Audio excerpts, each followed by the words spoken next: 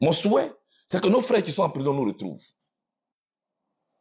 Bonjour à tous. Bonjour à toutes. Nous sommes aujourd'hui samedi 18 octobre 2025. Nous sommes exactement à une semaine du 25 octobre. Une date charnière, une date importante pour nous. Un carrefour important pour la Côte d'Ivoire. Pourquoi? C'est à cette date-là que nous allons choisir la personnalité politique à laquelle nous aurons décidé de confier notre vie pour les 5 prochaines années. Notre sécurité, notre santé, l'éducation de vos enfants, notre économie, notre agriculture. En fait, c'est qui régit notre vie.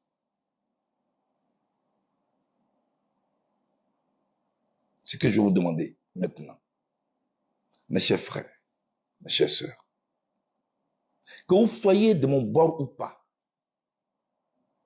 allez retirer vos cartes d'électeurs maintenant. Dans le centre où vous êtes enrôlés, allez retirer vos cartes d'électeurs. La seule arme que vous avez pour changer votre vie, c'est votre carte d'électeur. Votre vote va compter pour ce qui va se passer. Je vous le dis en toute sincérité. Allez retirer vos cartes d'électeurs. Je comprends les frustrations des uns et des autres. Mais cette frustration, cette colère qui peut légitimement vous animer, il faut aller la transformer en victoire. Il faut la transformer en force. Vous ne pouvez le faire que dans les urnes. Chers amis, moi qui vous parle, je ne suis pas sur la liste électorale. Pourtant, je veux le changement. La question, c'est comment j'obtiens ce changement-là. Je sais que je ne suis pas seul à vouloir ce changement. Moi, j'ai fait le tour de la Côte d'Ivoire, dans vos campements, dans vos villages, dans vos villes, dans vos quartiers. En fait, partout où je suis passé, vous m'avez dit que vous voulez le changement. Est-ce que c'est en ne retirant pas la carte d'électeur que tu vas obtenir ce changement? Non. Est-ce que c'est en refusant d'aller voter que tu vas obtenir ce changement? Non.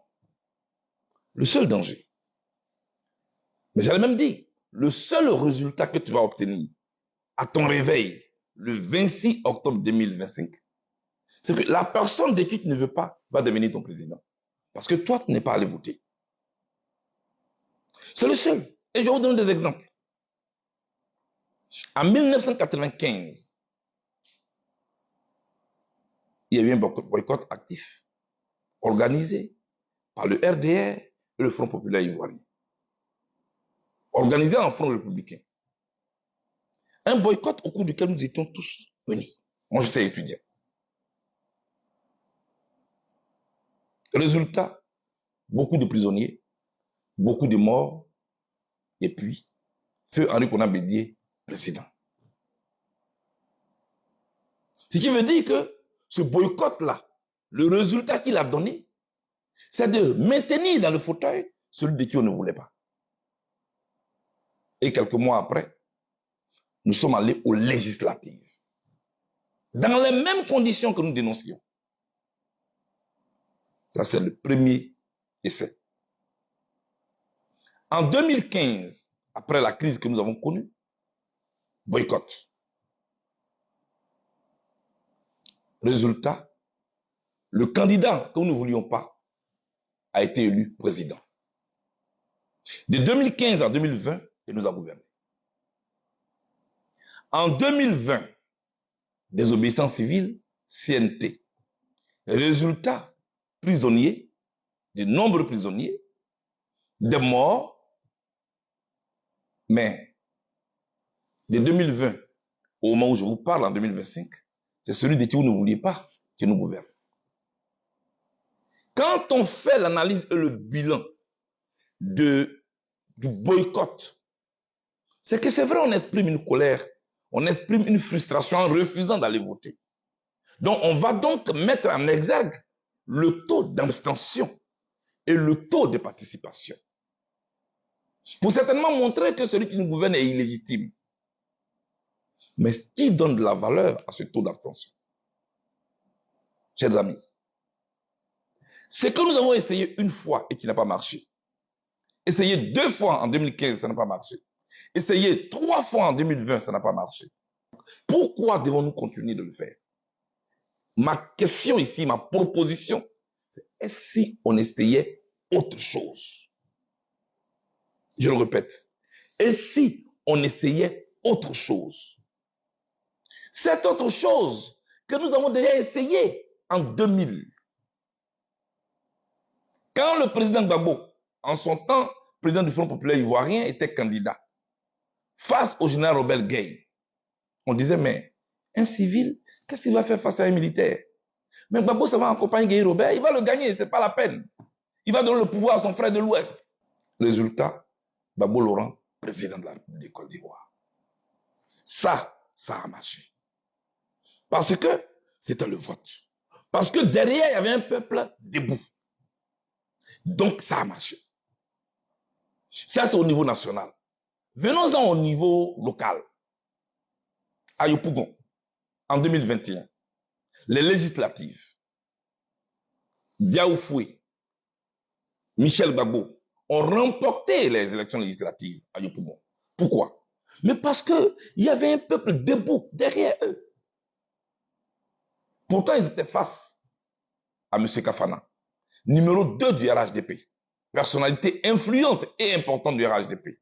Mais il a été battu avec cette liste électorale. Au plateau, avec Ewo Jacques, j'étais face à qui? Face au communicant en chef du président de la République. Il a battu. À Port-Boué, Dr Emou, élection annulée, reprise, il a gagné. À Cocody. D'abord en 2015 avec, comment il s'appelle, Afoussi Bamba, qui était la candidate et du RHDP et du PDCI-RDA officiellement. Parce qu'en son temps, le PDCI était en alliance avec le RHDP. Elle avait été sanctionnée par son parti. Elle est partie en indépendante. Elle était face à Afoussi Bamba, Yasmina Onye. Yasmina a gagné avec cette liste, avec en face la machine du RHDP. Pourquoi? Mais parce qu'il y avait un peuple de Cocody debout derrière elle. Dans la même commune à Cocody, tout près de nous ici en 2023, Jean-Marc Yassé était face à qui? À Eric Taba. C'est qui Eric Taba? C'est le directeur de protocole du président Ouattara. Parce qu'il y a candidat puis il y a candidat. Mais il a battu. Avec cette même liste. Allons en Tia-Salé, chez mon ami et frère Assalé Timoko. Il a gagné. L'élection a été reprise. Il a gagné encore. Je veux dire quoi? Quand on a un peuple debout, qui se mobilise massivement, on obtient toujours le résultat qu'on veut. Pour moi, il faut aller voter massivement. Quand on essaie, on peut gagner. Celui qui essaie, il peut gagner. Peut-être qu'il peut perdre, hein, mais il peut gagner. Mais celui qui n'essaie pas, il a déjà perdu. Je vous propose de mettre entre parenthèses nos polémiques. De chercher à nous accuser les uns les autres. De chercher à monter les uns contre les autres. Aucune révolution ne s'opère. Aucun changement ne s'opère dans la division. Ça n'a jamais existé. Jamais. C'est là où on est unis autour d'une cause qu'on peut avancer. Mais moi, quand je convoque l'histoire de la Côte d'Ivoire, où ici, des frères d'un même pays, des sœurs d'un même pays, se sont fait la guerre. Ça a déstructuré les valeurs de notre pays. Moi, je ne veux plus de ça. C'est pourquoi je vous dis, choisissons la voie qui peut préserver nos vies, qui peut préserver notre cohésion sociale. Allons challenger les urnes. Essayons quelque chose de nouveau. Allez prendre vos cartes d'électeurs. Ça n'apportera rien de nous porter en haine les uns contre les autres. Et pourtant, nous sommes de la même famille. Nous sommes du même pays. Essayons autre chose. Bon. Quand tu vas dire que Blé Goudé, c'est un traître, ça va t'apporter quoi? Pourtant, tu sais toi-même que c'est faux. Ça va t'apporter quoi? Rien du tout. Chers amis, je suis là pour vous dire, les polémiques ne construisent pas.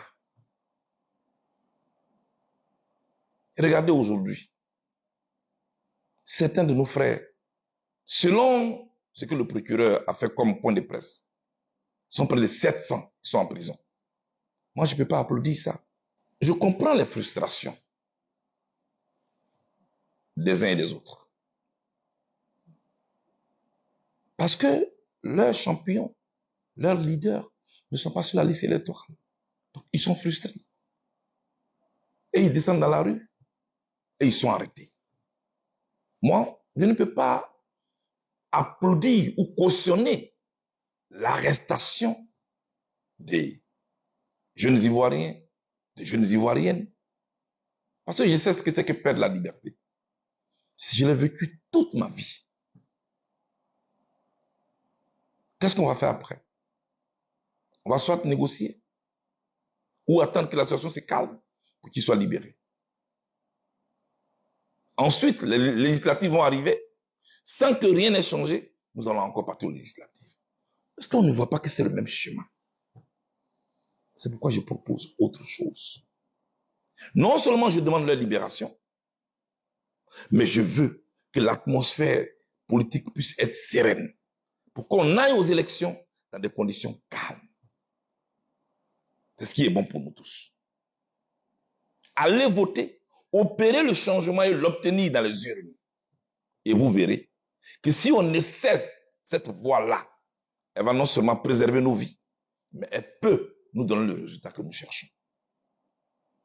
Voilà la proposition que je vous fais. Ne regardez pas ma tête. Elle peut ne pas vous plaire. Ne regardez pas la forme de ma tête. Elle peut ne pas vous plaire. Prenez ce qui sort de ma tête. Qui a un seul objectif. Préserver les vies des Ivoiriens. Et faire en sorte qu'on obtienne le changement par une autre voie que les autres voies qu'on a déjà essayées et dont on connaît les résultats. Je vous rappelle seulement l'histoire de notre pays. Je n'ai rien inventé. Rien du tout. J'ai parlé de 1995, où il y a eu le boycott actif, prisonniers, des morts. À la fin, le président qu'on ne voulait pas, il est président. Et puis après, on va aux législatives, on l'accompagne. J'ai parlé de 2015, le même schéma, le même résultat. J'ai parlé de 2020, le même schéma, le même résultat. 5 ans, par 2025. Et si on essayait autre chose? Essayons autre chose. Telle est ma voie que j'ai choisie, en convoquant l'histoire récente de notre pays. Je vous remercie.